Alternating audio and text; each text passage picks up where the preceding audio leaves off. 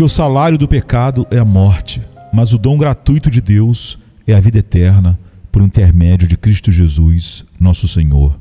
Romanos 6, 23. A morte é o salário devido, é justiça, mas a vida eterna é dom gratuito, soberano de Deus. Agora, se o pecado é um mal sem medida e infinito, então vejam o quanto estamos presos a Cristo, aquele que carregou os pecados e todos os males de todos os que estão nele pela ação soberana do Espírito Santo. Ó, o amor de Cristo!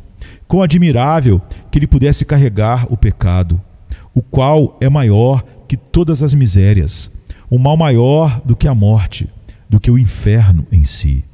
Querido, se houvesse alguém no mundo que ficasse contente em ser pobre no seu lugar, levar as suas dores, ficar doente, ser preso, morrer por você e ainda sofrer a ira de Deus e padecer as dores do inferno no seu lugar, o quanto você se consideraria preso e devedor a tal pessoa por tudo isso. No entanto, Cristo fez isso por você, se você está nele, se o Pai o deu a ele na eternidade e, como consequência, você foi chamado eficazmente no tempo. Ele carregou o pecado, o maior de todos os males, aquele que abrange todos os outros em si, pois ninguém, senão Cristo, seria capaz de fazê-lo.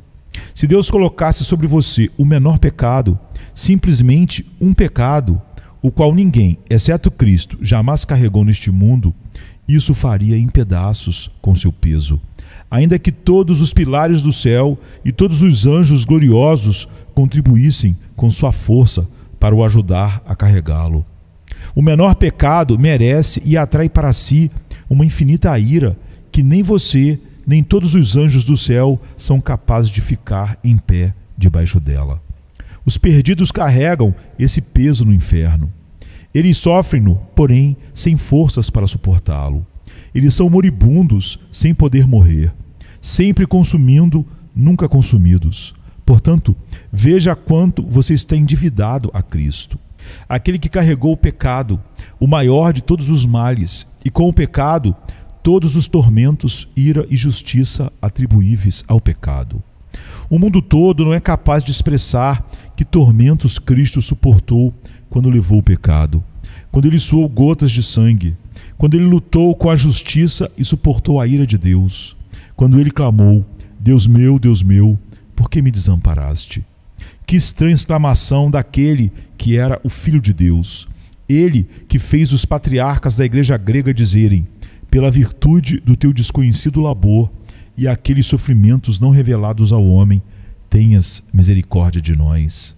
Não é desonra dizer que, quaisquer que fossem os sofrimentos dos perdidos, Cristo suportou-os, contudo, não em espécie.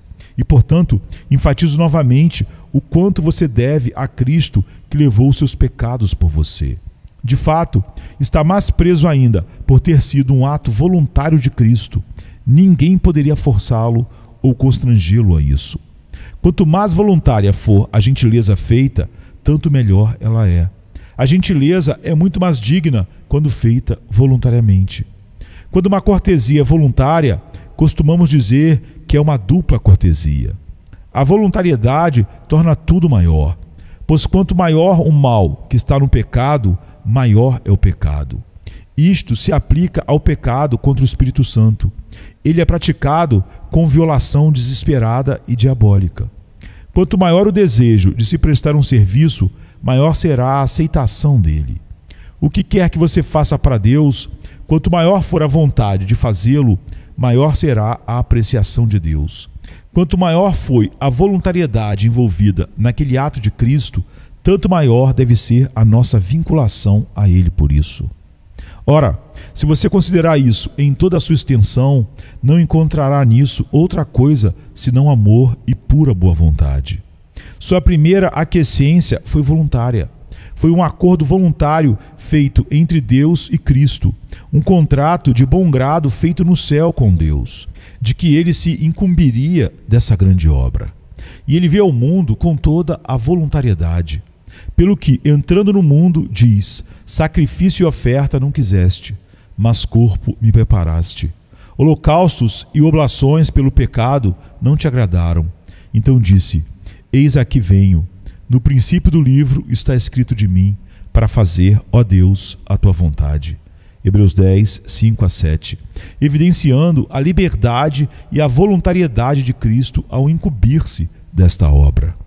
E por isso, os anjos entoaram por ocasião da sua encarnação: boa vontade para com os homens.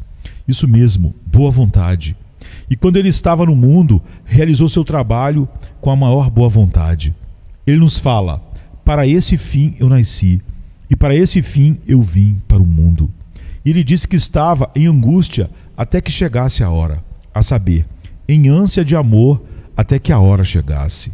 E quando chegou o momento, foi uma negra e desoladora hora, chamada a hora das trevas.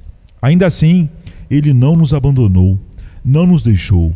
Se o tivesse feito, teria nos deixado no inferno sem qualquer recuperação. Contudo, ele não o fez. Embora, em relação à sua humanidade, isso fizesse da obra da sua misericórdia uma coisa estranha.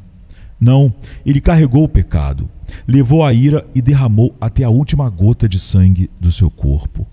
Ó queridos, pensem consigo mesmos, vocês que são o povo de Deus, o quanto estão dependentes de Cristo. Quantos de nós podemos dizer, como Bernardo de Claraval: Tu és minha vida, sou tua morte. Tu és minha justiça, sou teu pecado. Tu és meu céu, sou teu inferno. Tu és minhas riquezas, sou tua pobreza. Ó, quanto vocês estão dependentes de Cristo, daquele que carregou o pecado. E ainda mais, vocês sabem o quanto estão dependentes de Cristo, daquele que carregou o pecado de maneira como jamais poderíamos fazê-lo, pagando assim o débito do qual estamos absolvidos. Havendo riscado a cédula que era contra nós nas suas ordenanças, a qual, de alguma maneira, nos era contrária, e a tirou do meio de nós, cravando-a na cruz. Colossenses 2,14. Como a morte de Cristo foi o pagamento necessário para nosso resgate, assim também a sua ressurreição constituiu-se em nossa absolvição, o qual por nossos pecados foi entregue e ressuscitou para a nossa justificação. Romanos 4, 25. Somos justificados pelo seu sangue? Somos. Todavia, ele não ressuscitou formalmente para justificar-nos, e sim para declarar que já estávamos justificados, que estávamos desobrigados e que nossos pecados foram perdoados. Se Cristo ainda fosse prisioneiro sob as cadeias da morte, não poderíamos ter nenhuma certeza de que nosso débito fora pago. Como diz o apóstolo Paulo, se Cristo não houvesse ressuscitado, estaríamos ainda em nossos pecados. Mas agora Cristo, preso, levado prisioneiro, posto no túmulo e tendo quebrado os grilhões da morte, na qual era impossível prendê-lo, tendo ressuscitado, declara, por tudo que passou, que nossos pecados estão perdoados. Se realmente Cristo levou o pecado e nós também tivéssemos que levá-lo, qual a nossa vantagem? E Deus não poderia ser justo cobrando a mesma dívida duas vezes. No entanto, Cristo levou o pecado de tal maneira que não temos de levá-lo. E então, quão infinitamente somos devedores a Ele por isso. Cristo não deixou nada para fazermos, a não ser receber o que Ele adquiriu e entregou nas mãos do Pai. Nada além de pedir uma absolvição, sim, e das mãos dele, que é justo e nunca nos decepcionará, das mãos daquele que certamente concederá o que quer que seja que seu Filho tenha tão custosamente adquirido pela sua obra expiatória para todos os eleitos. Se um homem morre e deixa legado nas mãos de alguém que é fiel, não podemos requerê-los. Quando Cristo morreu, ele confiou todos os seus méritos nas mãos de seu Pai, e ele não deixou nada para fazermos, a não ser requerê-los todos. Deus fez um pacto com Cristo que, se ele levasse o pecado, não precisaríamos carregá-lo também. Que se ele morresse pelo pecado, o mesmo seria perdoado por ele. Pois tudo isso está incluso em Isaías, capítulo 53, verso 11. O trabalho da sua alma ele verá e ficará satisfeito. Ora, Cristo colocou em nossas mãos todas as cédulas e fianças de seu Pai, e ainda uma procuração pela qual estamos autorizados a reivindicar tudo isso das mãos de Deus. Foi por nós que Cristo se incumbiu do trabalho, e tudo o que Cristo fez foi para nos comprometer com Deus, para satisfazê-lo e depois comprometê-lo, fazer de Deus o devedor daqueles que foram seus devedores.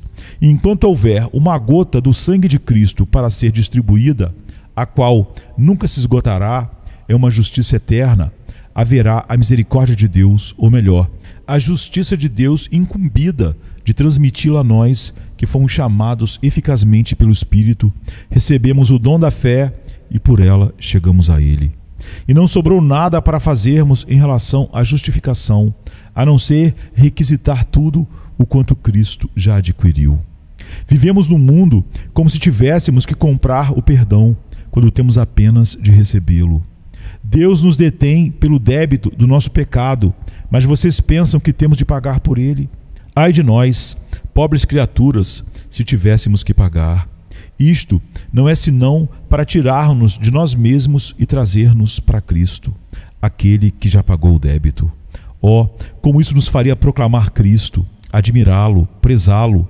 O que poderia aproximar mais o nosso coração a Cristo do que o fato de que Ele levou os nossos pecados e o fez de modo que nunca teremos que levá-los se estivermos realmente nele.